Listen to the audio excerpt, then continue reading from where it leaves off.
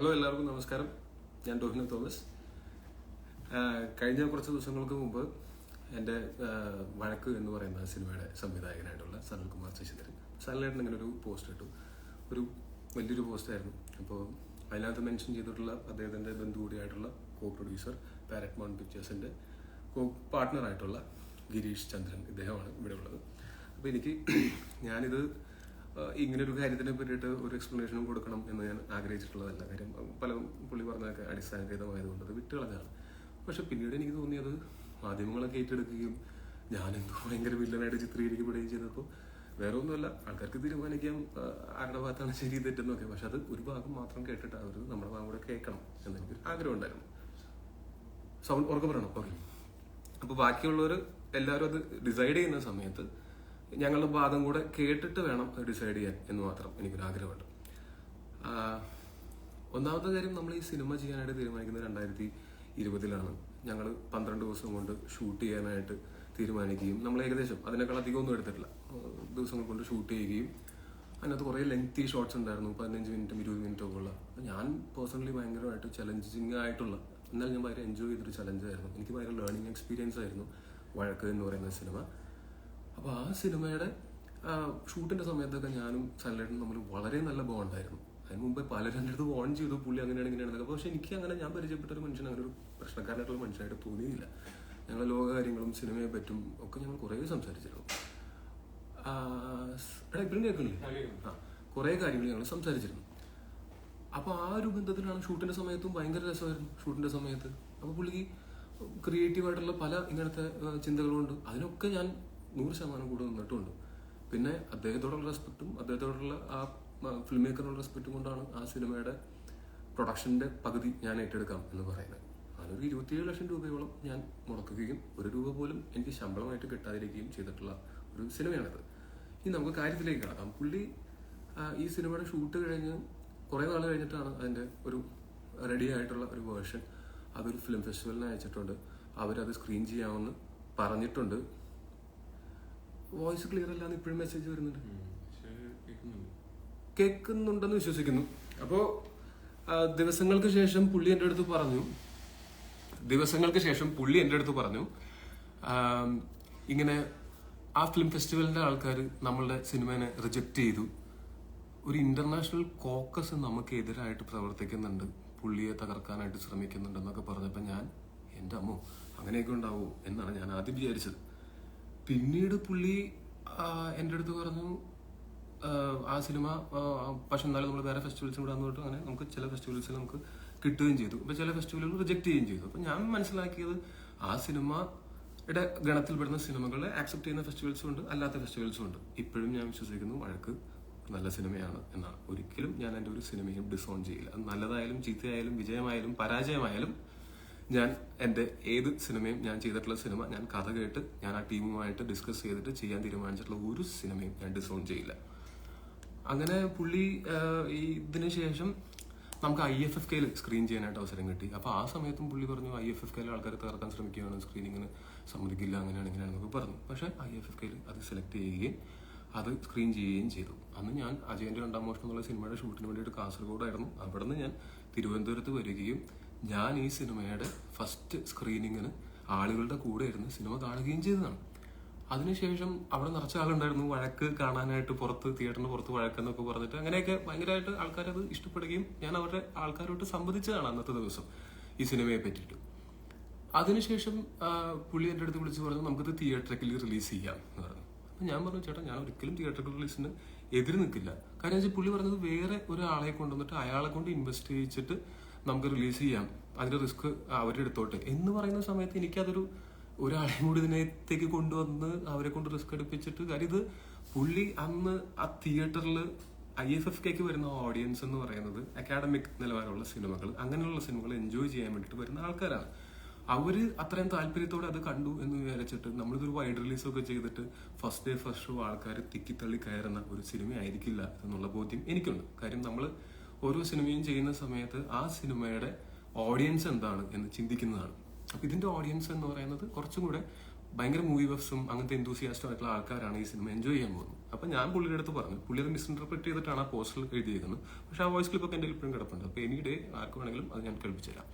ഞാൻ പറഞ്ഞിരിക്കുന്നത് എന്ന് പറഞ്ഞാൽ, ചേട്ടാ ഞാൻ എഴുതി ഒപ്പിട്ട് തരാം, നമ്മൾ IFFK കണ്ട ആൾക്കാരൊന്നും ഫസ്റ്റ് ഡേ ഫസ്റ്റ് ഷോ ഈ പടം തിയേറ്ററിൽ വന്ന് കാണുന്ന ആൾക്കാരല്ല.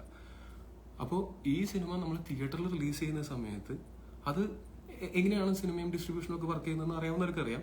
ഇത് ദിവസങ്ങൾക്കുള്ളിൽ ആൾക്കാർ കുറവാണെന്നും പറഞ്ഞിട്ട് അത് ഒരു പരാജയ ചിത്രം ഒന്ന് കണക്കിലെടുത്ത് അതിനെ എന്താ പറയുക ഹോൾഡ് ഓവറായി പോകും. അപ്പോൾ എന്ന് വെച്ചാൽ ആ സിനിമ അർഹിക്കുന്ന റെസ്പെക്ട് അല്ലെങ്കിൽ ആ സിനിമ അർഹിക്കുന്ന ഓഡിയൻസിലേക്ക് അത് എത്തുകയില്ല. നമ്മൾ ഓരോ സിനിമയും പ്രൊമോട്ട് ചെയ്യുമ്പോഴും ഒക്കെ അത് നമ്മൾ ആൾക്കാരെ പറ്റിച്ചൊന്നും തിയേറ്ററിൽ കൊണ്ടുവരാൻ പറ്റില്ല. അപ്പം നമ്മൾ അതിനെ റൈറ്റ് ഓഡിയൻസിലേക്ക് എത്തിക്കുക എന്നുള്ളതിന് ഞാൻ പറഞ്ഞത് പുള്ളിയുടെ അടുത്ത്, ചേട്ടാ OTTയിലൊക്കെ നമ്മൾ ഡയറക്റ്റ് റിലീസ് ചെയ്യുകയാണെങ്കിൽ നമുക്ക് തീർച്ചയായിട്ടും അങ്ങനെയുള്ള ഓഡിയൻസിലേക്ക് എത്താൻ പറ്റും. അതല്ലെങ്കിൽ ഹോൾഡ് ഓവറായി പോയൊരു സിനിമയായിട്ട് ഇത് മാറും. അപ്പം ഞാൻ എഴുതി ഒപ്പിട്ട് തരാമെന്ന് പറഞ്ഞ കാര്യം, ആ IFFK കണ്ട ആൾക്കാരൊന്നും അത്രയും ആൾക്കാരൊന്നും എല്ലാ ദിവസവും ഇത്രയും തിയേറ്ററിൽ എല്ലാ ഷോയ്ക്കൊന്നും ഉണ്ടാവില്ല. അങ്ങനെ പ്രതീക്ഷിച്ചിട്ട് നമ്മൾ ചെയ്യുന്നത് പണ്ടത്തിലാണ്. എങ്കിലും ആ മെസ്സേജിൽ ഇപ്പോഴും ഞാനിപ്പോൾ ഇന്നും കൂടെ രാവിലെ എടുത്ത് ഞാൻ പറഞ്ഞ കറക്റ്റില്ലെന്ന് ഞാൻ കേട്ടു നോക്കി. എങ്കിലും ചേട്ടന് അതിന് താല്പര്യമുണ്ടെങ്കിൽ നമുക്കത് ചെയ്യാം എന്ന് തന്നെയാണ് ഞാൻ പറഞ്ഞത്. അതിനുശേഷം പുള്ളി ഈ പറഞ്ഞ ഇൻവെസ്റ്റ് ചെയ്യാൻ വന്ന ആളെ പറ്റിയോ ഡിസ്ട്രിബ്യൂട്ടറെ പറ്റിയിട്ടോ ഒരു കാര്യം പോലും പറഞ്ഞിട്ടില്ല. ഞങ്ങളുടെ ആ ഡിസ്കഷൻ കഴിഞ്ഞതിന് ശേഷം പിന്നെ കുറച്ച് നാളുകൾക്ക് ശേഷം ഞങ്ങൾ ആ OTTയിൽ നമുക്ക് ഇതിന്റെ സെയിലിന്റെ കാര്യം സംസാരിക്കാമെന്ന് പറഞ്ഞു. ഞാൻ എല്ലാ OTTകളുമായിട്ടും എൻ്റെ കോൺടാക്റ്റിലുള്ള ആൾക്കാരോട് ഞാൻ സംസാരിച്ചു. എൻ്റെ മാനേജർ ഗൂഗിളുണ്ട്, ഗൂഗിൾ വഴിയും ഞാൻ സംസാരിപ്പിച്ചു. അങ്ങനെ സംസാരിപ്പിക്കുന്ന സമയത്ത് OTT എന്ന് പറഞ്ഞാൽ അതൊരു കോർപ്പറേറ്റ് ആണ്, ഒരു ഇന്റർനാഷണൽ കോർപ്പറേറ്റ് അങ്ങനത്തെ ഒരു പ്ലാറ്റ്ഫോമാണ്. അവര് ആവശ്യപ്പെട്ടത് ഈ സിനിമയുടെ ക്രിയേറ്റീവ് റൈറ്റ്സ് മുഴുവൻ അവർക്ക് കൊടുക്കണം. നമ്മളൊരു സിനിമ സെല് ചെയ്യുന്ന സമയത്ത് എല്ലാ സിനിമയും അങ്ങനെ തന്നെയാണ്, ചെറുതും വലുതുമായിട്ടുള്ള എല്ലാ സിനിമകളും OTTയുടെ പോളിസി എന്ന് പറഞ്ഞാൽ അതിന്റെ ക്രിയേറ്റീവ് റൈറ്റ്സ് ഉൾപ്പെടെ മേടിക്കുക എന്നുള്ളതാണ്. അന്ന് സല്ലാട്ടം പറഞ്ഞു അങ്ങനെ ഒരു IP റൈറ്റ്സ് കൊടുക്കാൻ പറ്റില്ല, അങ്ങനെ എൻ്റെ സിനിമയുടെ ക്രിയേറ്റീവ് ഫ്രീഡത്തിനെ ഹനിക്കുന്നൊന്നും ചെയ്യാൻ പറ്റില്ല എന്ന് പറഞ്ഞപ്പോൾ ഞാനും പ്രതിസന്ധിയിലായി. എന്ത് ചെയ്യാൻ പറ്റും, ഇതിനകത്ത് പൈസ മുടങ്ങി കിടക്കുന്നത് ഞങ്ങളുടെയാണ്. പക്ഷെ എന്നാലും ഞാൻ പറയുന്നത്, എന്നാലും എനിക്ക് ഭയങ്കര ഇഷ്ടമുള്ള ഒരാളാണ്, അദ്ദേഹമാണ് സിനിമ ഡയറക്ടർ, അദ്ദേഹത്തിന്റെ ക്രിയേറ്റീവ് ഫ്രീഡത്തിന് ഹനിക്കണ്ട. കാര്യം ഞാൻ ഈ സിനിമ ചെയ്തതിന്റെ പിന്നിലുള്ള കാരണം അങ്ങനെ ക്രിയേറ്റീവ് ആയിട്ടുള്ള ആൾക്കാർക്ക് എന്റെ ഭാഗത്ത് നിന്ന് എന്തെങ്കിലും സപ്പോർട്ട് കൊടുക്കാൻ പറ്റുകയാണെങ്കിൽ കൊടുക്കുക എന്നുള്ള ഉദ്ദേശത്തോട് കൂടിയിട്ടാണ്. അതുപോലെ പുള്ളി പറഞ്ഞു മറ്റേ എൻ്റെ കരിയർ അറ്റ് സ്റ്റേക്ക്. ഞാൻ പറഞ്ഞത് അങ്ങനെയല്ല. ഞാൻ പറഞ്ഞത്, ചേട്ടാ ഈ സിനിമ ഇറങ്ങിക്കഴിഞ്ഞാൽ നമ്മൾ നേരത്തെ പറഞ്ഞ ഹോൾഡ് ഓവർ ആയി കഴിഞ്ഞാൽ അന്നൊരു പരാജയ ചിത്രമാണ്, ഡോനോന്റെ ഒരു ഫ്ലോപ്പ് എന്നും പറഞ്ഞിട്ട് ആൾക്കാർ 2 ദിവസം പറയുമായിരിക്കും. പക്ഷെ ഒരു 2-3 സിനിമ കൊണ്ട് എനിക്ക് അതിനെ ഓവർകം ചെയ്യാൻ പറ്റുമായിരിക്കും. പക്ഷെ ഈ സിനിമ അർഹിക്കുന്ന റെസ്പെക്ട് കിട്ടില്ല. ഇത് ഞാൻ കൃത്യമായിട്ട് പറഞ്ഞത് ഇന്നും ഞാൻ ക്രോസ് ചെക്ക് ചെയ്തതാണ്. അതിന്റെ കയ്യിൽ കിടപ്പുണ്ട്, ആർക്ക് വേണമെങ്കിലും കേൾക്കാം. അതിനുശേഷം ഈ OTTയുടെ ഈ പറഞ്ഞ പരിപാടികൾ നടക്കാതായപ്പോൾ ഞാൻ പുള്ളി വീണ്ടും എൻ്റെ അടുത്ത് ചോദിച്ചു, നമുക്ക് OTTയിൽ റിലീസ് ചെയ്താലോ? ഞാൻ പറഞ്ഞു, ചേട്ടാ ചെയ്യാം, പക്ഷെ നമ്മൾ ഓൾറെഡി കുറേ ആൾക്കാരെ വെറുപ്പിച്ചു ഇങ്ങനെ റൈറ്റ്സ് കൊടുക്കാൻ പറ്റില്ല എന്നൊക്കെ പറഞ്ഞിട്ട്. ചേട്ടൻ വാശി പിടിച്ചിരുന്നു കഴിഞ്ഞാൽ ഇത് നടക്കില്ല, ചേട്ടൻ വാശി വിട്ടാൽ നമുക്കിത് സെല് ചെയ്യാനായിട്ട് വീണ്ടും ശ്രമിക്കാമെന്ന് പറഞ്ഞു. പുള്ളി എനിക്കൊരു വാശിയില്ല എന്നൊക്കെ പുള്ളി പറഞ്ഞു. ഞാൻ വേണമെങ്കിൽ ആ മെസ്സേജ് അത് കാണിച്ചു തരാം. അപ്പോൾ എനിക്ക് വാശിയൊന്നുമില്ല, നമുക്കത് റിലീസ് ചെയ്യാം എന്ന് പറഞ്ഞു. അപ്പോൾ ഞാൻ പറഞ്ഞു, ഞാനതിന് എന്ത് വാശി പിടിക്കുന്നു, എനിക്കൊരു വാശിയില്ല എന്നൊക്കെ പറഞ്ഞിട്ട് പുള്ളി അയച്ചേക്കുന്ന സാധനമാണ്. അപ്പോൾ ഞാൻ പറഞ്ഞു, ശരി അങ്ങനെയാണ് ചേട്ടൻ അങ്ങനെ പടം സെല് ചെയ്യാൻ പോളിസീസിന് പാലിച്ചുകൊണ്ട് സെല് ചെയ്യാൻ തയ്യാറാണെങ്കിൽ ഞാനത് ഗൂഗിളിനോട് പറയാം, ഫുൾ ഫ്ലെഡ്ജ്ഡ് ആയിട്ട് വീണ്ടും നമുക്ക് പോളിസീസിനെ ഈ പറഞ്ഞ OTTസിനെയൊക്കെ അപ്രോച്ച് ചെയ്യാം. അപ്പോൾ പുള്ളി പറഞ്ഞു, ഗൂഗിളിനോട് പറയണ്ട. അപ്പോൾ ഗൂഗിൾ എന്തോ പുള്ളിനെ തകർക്കാൻ ശ്രമിക്കുന്നു എന്നാണ് പുള്ളി പറയുന്നത്. എനിക്കറിയില്ല, ഗൂഗിളിന് അങ്ങനെ കാര്യം തകർക്കാൻ ശ്രമിക്കേണ്ട കാര്യമുള്ളതായിട്ട് എനിക്ക് തോന്നിയിട്ടില്ല. പിന്നെ ഗൂഗിളിന് സനൽകുമാർ ശശിധരൻ എന്നുള്ള ഡയറക്ടറെ പരിചയം തന്നെ ഞാൻ വഴിയാണ്, അല്ലാതെ വേറൊരു പരിചയമുള്ളതല്ല. അപ്പോൾ ഗൂഗിൾ വഴി ചെയ്യേണ്ട, ഇങ്ങനെയാണ് പറഞ്ഞത്. അതും കണ്ടു, ഗൂഗിളിനോട് പറയണ്ട, ഞാൻ നോക്കട്ടെ എന്നാണ് പറഞ്ഞേക്കുന്നത്. ഇത് അയച്ചിരിക്കുന്നത് 2023 ജൂലൈ 23-നാണ്. അപ്പോൾ അതിന് ഞാൻ ഓക്കെ എന്നാണ് മെസ്സേജ് അയച്ചിരിക്കുന്നത്. അതിനുശേഷം ഞങ്ങൾ ഉണ്ടായിട്ടുള്ള ഒരു കോൺവെർസേഷൻ എന്ന് പറഞ്ഞു കഴിഞ്ഞാൽ, നമ്മൾ കൊറോണയുടെയൊക്കെ ആ സമയം കഴിഞ്ഞിട്ട് നമ്മൾ മുംബൈ മാമി ഫിലിം ഫെസ്റ്റിവലിന് അപ്ലൈ ചെയ്തൂടെ എന്ന് ഞാൻ ചോദിച്ചു. എനിക്കും അവിടെ പരിചയമുള്ള ആൾക്കാരുണ്ടായിരുന്നു. അപ്പോൾ അപ്ലിക്കേഷൻ്റെ പ്രോസസ്സ് ഞാൻ പറഞ്ഞപ്പോൾ ആ സമയത്ത് ലോക്ക്ഡൗൺ കഴിഞ്ഞിട്ടുള്ള സമയമായത് കാരണം കൊണ്ട് അങ്ങനെ ഒരു ആക്ച്വൽ ഫെസ്റ്റിവൽ അല്ല, ഒരു വെർച്വൽ ഫെസ്റ്റിവൽ. അന്ന് ഫെസ്റ്റിവൽ നടന്നില്ല എന്നാണ് പുള്ളി എഴുതിയിരിക്കുന്നത്, പക്ഷെ ഫെസ്റ്റിവൽ നടന്നിട്ടുണ്ട്. പക്ഷെ അതൊരു വെർച്വൽ ഫെസ്റ്റിവലാണ്. നമ്മൾ ഡയറക്ട്ലി പോവല്ല, മൂവീസ് നമ്മൾ വിമിയോ ലിങ്ക് അയച്ചു കൊടുത്തിട്ട് അവരത് സ്ക്രീൻ ചെയ്യുകയും അതിനെ വിലയിരുത്തുകയും ചെയ്യുന്നതായിരുന്നു പ്രോസസ്സ്. അപ്പോൾ ഞാൻ പുള്ളിയുടെ അടുത്ത് പറഞ്ഞു, ചേട്ടാ ഇങ്ങനെയാണ് പ്രോസസ്സ്, നമുക്കൊന്ന് അപ്ലൈ ചെയ്താലോ എന്ന് ചോദിച്ചു. അപ്പോൾ പുള്ളി പറഞ്ഞു, വേണ്ട, അങ്ങനെ നമ്മളുടെ അത് അയച്ചു കൊടുത്താൽ അവരത് ലീക്ക് ചെയ്യും, അവർ നമ്മളെ തകർക്കാൻ ശ്രമിക്കും. അപ്പം എല്ലാവരും തകർക്കാൻ ശ്രമിക്കുന്നു എന്നുള്ളതാണ് പുള്ളി പറയണത്. അപ്പം അതിന്റെ ഒരു മെയിലാണ് ഞാൻ പുള്ളിക്ക് അയച്ചു. അതിനുശേഷം ഈ പറഞ്ഞ ഇത് ആദ്യം ഉണ്ടായതാണ് മുംബൈ ഫെസ്റ്റിവലിൽ 2022. 2023 ഞാൻ വീണ്ടും അയച്ചു. ഇങ്ങനൊരു മെയിലുണ്ട് എനിക്ക് വന്നതാണ്, എന്നെ CC ഇട്ടിട്ടുണ്ടായിരുന്ന ഒരു മെയിലാണ് അത്. എനിക്ക് മുംബൈ ഫെസ്റ്റിവലിൽ നിന്ന് ഡിയർ സനൽ എന്ന് പറഞ്ഞിട്ട് അദ്ദേഹത്തിന് അഡ്രസ് ചെയ്യുന്ന ഒരു മെയിലായിരുന്നു. അതിൽ എന്നെ CC വെച്ചിട്ടുണ്ടായിരുന്നു. അപ്പൊ ഞാൻ ഇത് സ്ക്രീൻഷോട്ട് എടുത്തിട്ട് പുള്ളിക്ക് അയച്ചു. ചേട്ടാ ഇതാണ് അയച്ചത്. ചേട്ടാ ഇങ്ങനെ ഒരു സാധനം അയച്ചിട്ടുണ്ട്. അപ്പൊ എന്റെ കൂടെ അതിനകത്ത് അവര് ടാഗ് ചെയ്ത് അയച്ചിട്ടുണ്ട്. ചേട്ടനത് കണ്ടിട്ടില്ലെന്ന് തോന്നുന്നു കൊണ്ട് എന്റെ അടുത്ത് വിളിച്ചവര് ചോദിച്ചാണ്. ഓക്കെ, അപ്പോൾ അതിന് ദിവസങ്ങൾക്ക് ശേഷം ഒരു 10-20 ദിവസം കഴിഞ്ഞപ്പോൾ പുള്ളി എനിക്ക് മെസ്സേജ് അയച്ചു, "ഡോവി, I was not in WhatsApp for some time, sorry, just heard this, we applied." അപ്പോൾ എനിക്ക് സന്തോഷം. ഇതാണ് ഞങ്ങൾ തമ്മിലുണ്ടായിട്ടുള്ള ഏറ്റവും അവസാനത്തെ കോൺവെർസേഷൻ. പിന്നെ OTT സെയിൽസ് നടക്കുന്ന സമയത്ത് ഞങ്ങൾ അതിന് വേണ്ടിയിട്ട് ചെന്നപ്പോൾ ഈ പോളിസീസ് അംഗീകരിക്കാത്തത് മാത്രമല്ലായിരുന്നു പ്രശ്നം, ഇദ്ദേഹത്തിന്റെ സോഷ്യൽ പ്രൊഫൈലും ഒരു പ്രശ്നമായിരുന്നു. സനലേട്ടൻ ആൾക്കെതിരെ ഒരു കേസും അറസ്റ്റും ഒക്കെ നടന്നതാണ്. OTT പോളിസീസിൽ പ്രധാനപ്പെട്ട ഒന്നെന്ന് പറഞ്ഞാൽ കേസിൽ ഇൻവോൾവ് ആയിട്ടുള്ളത് അവർ നിരപരാധിയാണെന്ന് തെളിയിക്കപ്പെടുന്നത് വരെ അവരുടെ സിനിമകളുമായിട്ട് അസോസിയേറ്റ് ചെയ്യാനായിട്ട് ഈ കോർപ്പറേറ്റുകൾക്ക് താല്പര്യമില്ല എന്ന് പറഞ്ഞു. അതുകൊണ്ടാണ് അത് വിൽക്കാൻ പറ്റാതിരുന്നത്. ഇതാണ് സത്യാവസ്ഥ. പുള്ളിയും ശ്രമിച്ചു, പുള്ളി തന്നെ ഗോകുലിനോട് പറയേണ്ട, പുള്ളി തന്നെ ചെയ്തോളാം എന്ന് പറഞ്ഞിട്ട് പുള്ളി ശ്രമിച്ചിട്ടും നടന്നില്ല. അതിന്റെ കാരണങ്ങൾ ഇതാണ്. ഞാൻ ഇത് കഴിഞ്ഞിട്ട് അക്കാഡമിക് സർക്കിളിലുള്ള വേറെയും സിനിമകൾ ചെയ്തിട്ടുണ്ട്. അങ്ങനെ എന്റെ കരിയർ ഏതെങ്കിലും ഒരു സിനിമ അക്കാഡമിക് സർക്കിളിലുള്ള സിനിമ ചെയ്തിട്ട് ആ സിനിമ സാമ്പത്തിക ലാഭം കിട്ടാതെ വരുമ്പോൾ തകർന്നു പോകുന്നൊരു കരിയറാണെന്നൊരു തോന്നൽ എനിക്കുണ്ടെങ്കിൽ ഞാൻ അദൃശ്യജാലകങ്ങൾ പോലൊരു സിനിമ പ്രൊഡ്യൂസറായിട്ട് ഞാൻ ആ സിനിമയിൽ അഭിനയിക്കുകയും അത് തിയേറ്ററുകൾ റിലീസ് ചെയ്തതാണ്. അന്നൊരു ദിവസം ഫുൾ ഞാൻ പ്രൊമോഷൻ വന്നിരുന്നത് ഇവിടുത്തെ എല്ലാ മീഡിയാസും കണ്ടതാണ്. ഡോക്ടർ ബിജു സാറും അതിന്റെ പ്രൊഡ്യൂസറായിട്ടുള്ള രാധികയും എല്ലാവരും ഉണ്ടായിരുന്നു. എന്നിട്ട് ആ സിനിമ നമ്മൾ OTTയിലും അവർ വാങ്ങി. കാരണം പോളിസീസ് അംഗീകരിക്കാൻ തയ്യാറായിരുന്നു. സോഷ്യൽ പ്രൊഫൈല് ഡോക്ടർ ബിജു സാറിന്റെയും ഞങ്ങളുടെ എല്ലാവരുടെയും നല്ലതായിരുന്നു. അപ്പം ഞാൻ കൊമേഴ്ഷ്യൽ സിനിമകൾ മാത്രം ചെയ്തു പോകാനായിട്ട് ആഗ്രഹിക്കുന്ന ആളല്ല. ഇനിയാണെങ്കിലും ഫ്യൂച്ചറിലാണെങ്കിലും ഞാൻ ഇങ്ങനെ അക്കാഡമിക് സർക്കിളിന് വേണ്ടിയിട്ടുള്ള സിനിമകളും ഞാൻ ചെയ്യും. ആ ചെയ്യുന്ന സമയത്ത് അതിനെ സെല്ല് ചെയ്യാനായിട്ട് ഇങ്ങനത്തെ പ്രാക്ടിക്കൽ ഡിഫിക്കൽട്ടീസ് വന്നു കഴിഞ്ഞാൽ ഞാൻ എന്ത് ചെയ്യും? പിന്നെ ഞാനും ഈ ഗിരീഷ് ചേട്ടനുമാണ് ഇതിനകത്ത് ഫണ്ട് മുടക്കിയിരിക്കുന്ന ആൾക്കാർ. ഞാനൊരു 27 ലക്ഷം മുടക്കിയിട്ടുണ്ട്, പുള്ളി ഒരു 27 ലക്ഷം രൂപ മുടക്കിയിട്ടുണ്ട്. സനലേട്ടന് 0 ഇൻവെസ്റ്റ്മെന്റ് ആണ്. പുള്ളി പലതവണയായിട്ട് ശമ്പളം ആയിട്ട് മേടിച്ചിട്ടുണ്ട്. IFFKയിൽ സ്ക്രീൻ ചെയ്തപ്പോൾ കിട്ടിയ എമൗണ്ട് ഞങ്ങളത് എവിടെയാണെന്ന് ചോദിച്ചിട്ടില്ല, അതും പുള്ളി തന്നെയാണ് ഉപയോഗിച്ചിട്ടുള്ളത്. ഇതിലൊന്നും എനിക്കൊരു പരാതിയില്ല, കാര്യം പുള്ളിക്കും ജീവിച്ചു പോകാൻ പൈസ വേണം എന്ന് ഞാൻ മനസ്സിലാക്കുന്നു. പിന്നെ ഇത് ഫാക്ടുകൾ നിങ്ങളോട് പറയുക എന്നുള്ളത് മാത്രമേ എനിക്ക് ഉദ്ദേശമുള്ളൂ. പുള്ളി എന്നോട് ചെയ്ത പോലെ പുള്ളിയുടെ ക്യാരക്ടർ അസാസിനേഷൻ എന്റെ കാര്യമേ അല്ല. എനിക്ക് ഇപ്പോഴും പുള്ളിയോട് as a film maker respect ഉണ്ട്, പുള്ളി ചെയ്ത സിനിമയോട് ഇഷ്ടമുണ്ട്. പണ്ട് ഞാൻ പരിചയപ്പെട്ട സമയത്തുണ്ടായിരുന്ന സനലേട്ടനോട് എനിക്ക് ഇപ്പോഴും നല്ല സ്നേഹമുണ്ട്. ഇപ്പോഴത്തെ സനലേട്ടനെ എനിക്ക് മനസ്സിലാവുന്നില്ല. പിന്നെ ഇപ്പോഴും ഞാൻ പറയുന്നു, വഴക്ക് എന്ന് പറയുന്ന സിനിമ ഡിസ്ട്രിബ്യൂട്ട് ചെയ്യാനും OTTയിൽ മേടിക്കാനും ആളുകൾ തയ്യാറാവുകയാണെങ്കിൽ 100% ഞാൻ അതിന്റെ പ്രൊമോഷന് വേണ്ടിയിട്ട് വന്നിരിക്കുകയും ആ സിനിമയെ പറ്റിയിട്ട് സംസാരിക്കുകയും ചെയ്യും. എനിക്കതിൽ ഇപ്പോഴും യാതൊരു എതിർപ്പില്ല. ഇതിൽ കൂടുതൽ ഞാൻ എന്താണ് ചെയ്യേണ്ടതെന്ന് എനിക്കറിയില്ല. പിന്നെ ഇത് ആദ്യമായിട്ടല്ല പുള്ളിയുടെ കൂടെ വർക്ക് ചെയ്തിട്ടുള്ള ആൾക്കാരെ ക്യാരക്ടർ അസാസിനേഷൻ ചെയ്യുന്നത്. അന്ന് എനിക്ക് മനസ്സിലായില്ല, ഇന്ന് എനിക്ക് മനസ്സിലാവുന്നുണ്ട്. നിങ്ങൾക്കത് സമയമുണ്ടെങ്കിൽ, താല്പര്യമുണ്ടെങ്കിൽ, ഇത് നിങ്ങളെ ബാധിക്കുന്ന വിഷയമേ അല്ല. ഇത് എന്നെ മാത്രം ബാധിക്കുന്ന വിഷയം, എന്നെ അത്ര ബാധിക്കുന്ന വിഷയമല്ല. പക്ഷെ ഒരു ക്ലാരിറ്റി ഈ കാര്യങ്ങൾക്ക് വേണമെന്ന് തോന്നിയതുകൊണ്ട് മാത്രമാണ് ഞാനത് പറയുന്നത്.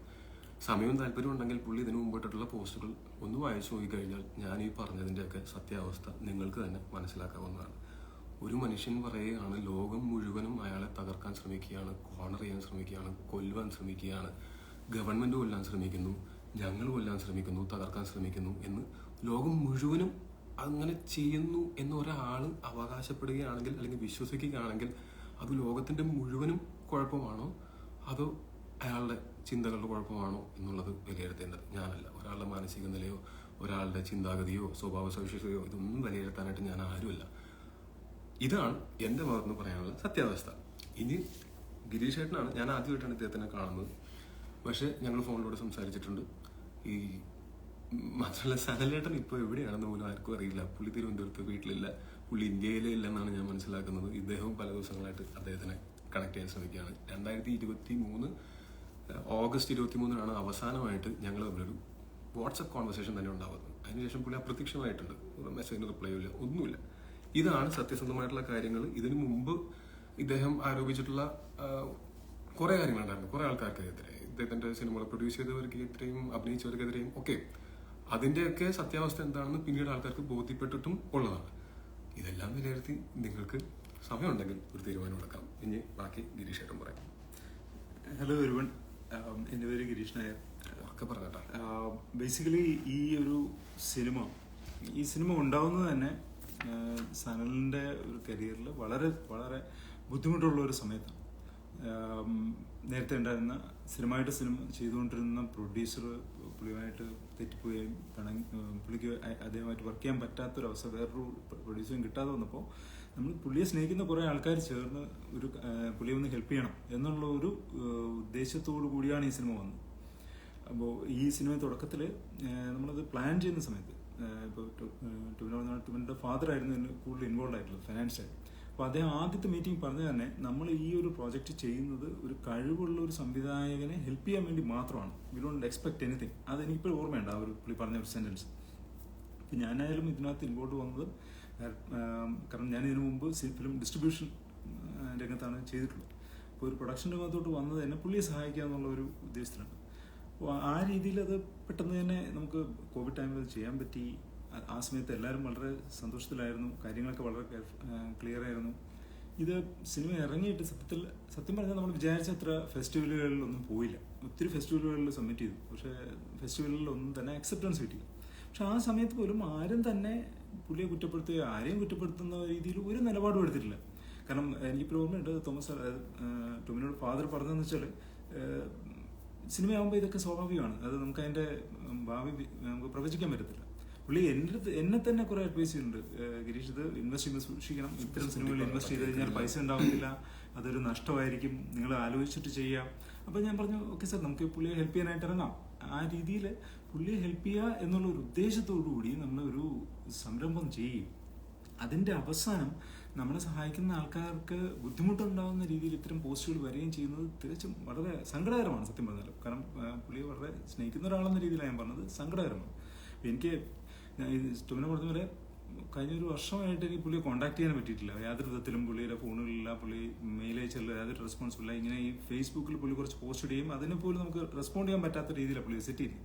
അപ്പോൾ എനിക്ക് സനലിൻ്റെ അടുത്ത് പറയാനുള്ളത്, ദയവ് ഇത് ആലോചിക്കുക, ഈ ഇങ്ങനത്തെ ഒരു പോസ്റ്റ് കൊണ്ട് നമ്മളെ സ്നേഹിച്ച ആൾക്കാരെ ഹേർട്ട് ചെയ്യുന്നതിൽ എന്താണ് അർത്ഥം? അത് പിൻവലിക്കുക, അതിനെ അൺകണ്ടീഷണലായിട്ട് അപ്പോളജൈസ് ചെയ്യുക, so that you can move head. Actually you can move head with your life and do what you are good at, like making movies or something.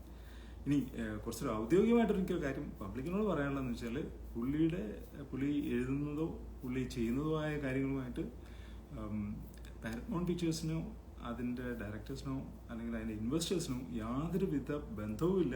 കാരണം നമുക്ക് യാതൊരു വിധത്തിൽ പുള്ളിയെ കോൺടാക്ട് ചെയ്യാൻ പറ്റുന്നില്ല. യാതൊരു വിധത്തിലുള്ള റെസ്പോൺസിബിലിറ്റിയും ഞങ്ങൾക്കില്ല. എല്ലാം പുള്ളിയുടെ വ്യക്തിപരമായ അഭിപ്രായങ്ങളും കാര്യങ്ങളും മാത്രമായിരിക്കും എന്നും കൂടെ എനിക്ക് പറയാനുള്ളത്. Thank you. ഓക്കെ, അപ്പോൾ ഇത്രേ ഉള്ളൂ. പുള്ളി ഇനി പുള്ളിയുടെ വേർഷനായിട്ട് ഇനി വരട്ടെ. കാര്യം ഇതിൽ കൂടുതൽ എന്തെങ്കിലും ഞങ്ങൾക്ക് പറയാനുണ്ടെന്ന് തോന്നുന്നില്ല. ഈ വിഷയത്തോടുള്ള എൻ്റെ അവസാനത്തെ റെസ്പോൺസ് തന്നെയാണിത്. കാര്യം എനിക്ക് പറയാനുള്ളത്, ഞാൻ കൃത്യമായിട്ട് ഉണ്ടായ സംഭവങ്ങൾ സത്യസന്ധമായിട്ട് പറഞ്ഞിട്ടുണ്ട്. ഇതിന്റെ ഇനിയും എന്തെങ്കിലും ഉണ്ടെങ്കിൽ, ഇതിന്റെ തെളിവുകൾ ആവശ്യമുണ്ടെങ്കിൽ ഇതെല്ലാം എൻ്റെ ഫോണിൽ തന്നെയുണ്ട്. എനിഡേ അത് കാണേണ്ടവർക്ക് കാണാം, അന്വേഷിക്കേണ്ടവർക്ക് അന്വേഷിക്കാം. ഒരു വശം മാത്രം കണ്ടിട്ട് തീരുമാനങ്ങൾ എടുക്കാൻ നിൽക്കരുത്, ജഡ്ജ് ചെയ്യരുത്. അത് ഭയങ്കര കഷ്ടമാണ്. കാര്യം ഞാനങ്ങനെ ഒരു വലിയ ഇതൊന്നും ബാധിക്കാത്ത ഭയങ്കര സൂപ്പർ നാച്ചുറൽ ലൈഫ് ജീവിക്കുന്ന ആളെന്നല്ല. തെറ്റായിട്ട് അക്യൂസ് ചെയ്യപ്പെടുമ്പോൾ വിഷമം തോന്നാവുന്ന ഒരു സാധാരണക്കാരനാണ്. നിങ്ങളുടെ ലൈഫിൽ നിങ്ങൾക്ക് ഇങ്ങനെ ഉണ്ടാവുകയാണെങ്കിൽ നിങ്ങൾക്ക് എന്ത് തോന്നുമോ അത് തന്നെ എനിക്ക് തോന്നുന്നുമുണ്ട്. മാത്രമല്ല, എല്ലാം നമ്മൾ പുള്ളിയുടെ ഒരു കാര്യത്തിന് വേണ്ടി ചെയ്തിട്ട് അവസാനം നമ്മൾ വില്ലനായി മാറുക എന്ന് പറയുന്നത് ഇത്തിരി സങ്കടമുള്ള കാര്യമാണ്. പിന്നെ എന്താണ്, അപ്പം അത്രേ ഉള്ളൂ. Thank you so much. ഇത്ര നേരം ഇത് കണ്ടുകൊണ്ടിരുന്നവർക്ക് താങ്ക് യു സോ മച്ച്. ഇത് ഞാൻ എൻ്റെ ഇൻസ്റ്റാഗ്രാമിൽ വീഡിയോ ആയിട്ട് പോസ്റ്റും കൂടെ ചെയ്യാം, സോ ദാറ്റ് ഫ്യൂച്ചർ റെഫറൻസസിന് ഞാൻ പറഞ്ഞ കാര്യങ്ങളിൽ ആൾക്കാർക്ക് ക്ലാരിറ്റി ഇല്ലെങ്കിൽ മനസ്സിലാക്കാനായിട്ട് ഇത് ഉണ്ടാവും. Thank you so much. Love you all.